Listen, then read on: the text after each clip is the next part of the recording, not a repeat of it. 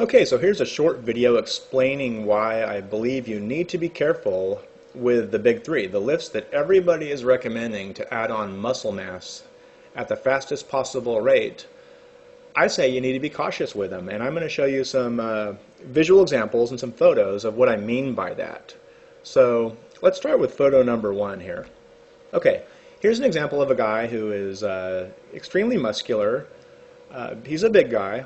You can tell that he's probably extremely strong in the gym, impressive at bench pressing, and probably can deadlift a ton and squat a bunch too.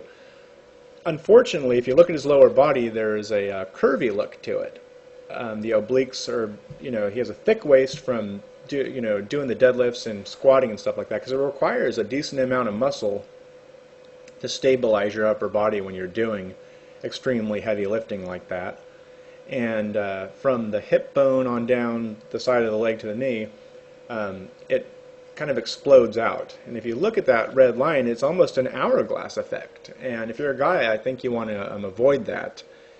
And as you can tell too, the jeans are those really kind of big, baggy, relaxed fit jeans that kind of taper inward and stuff like that. And those are kind of a disaster as well. But if you're a big guy with it does tons of squatting and deadlifting and stuff, that's really your only option, which is kind of a bad deal as well. So here's another example. This guy is a lot more lean than the first guy. He looks like he's in competitive bodybuilding shape. And his physique, it's impressive. I mean, it took a number of years, I'm sure, to get to this level of conditioning, and he has extremely low body fat levels here, and he's dieted down, and again, impressive, but not necessarily the look that you're after if you just want a pleasing physique. So, and as you can see in this picture, his legs kind of have that sweeping, curvy effect to them. And bodybuilding magazines and fitness magazines and forums, they even talk about how to build the sweep to the thighs, to make the thighs really jut out. And my opinion is you should avoid that, and you don't want to have massive legs like this. If you were to draw a line from the outside of his quad, right above his knee, straight up, it's almost as wide as his shoulders. And I would recommend to avoid that sort of look. So let me show you a couple pictures of a better, more angular look, and what I mean by not curvy. So here we go. Okay, here's a guy that's slim and muscular and has more of a clean look to it. See, it's more of an angular look. Like if you go from the armpit down to the hip, it's more of a straight line. It doesn't curve in and explode out. And you can't see his legs, but I would almost guarantee you it's a more straight up and down line. So here's a guy too, that angular look, not curvy, and this is what I'm talking about.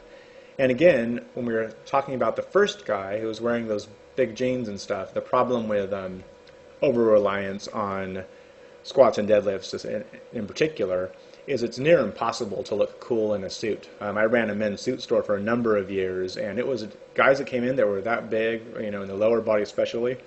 I mean, it was a disaster. They had to wear those big pleated pants, and they didn't look very good because they kind of almost had to make MC Hammer pants. They had to bring in the waist, but then they had to get these huge wide leg pants, and jeans are even worse. The selection is bad. So that should be important to you too, because you're not out of your clothes all the time. You should want to be able to fit into nice clothes as well. And here's a gentleman that has more of that lean, angular look, an example of that. So hopefully that makes sense to you.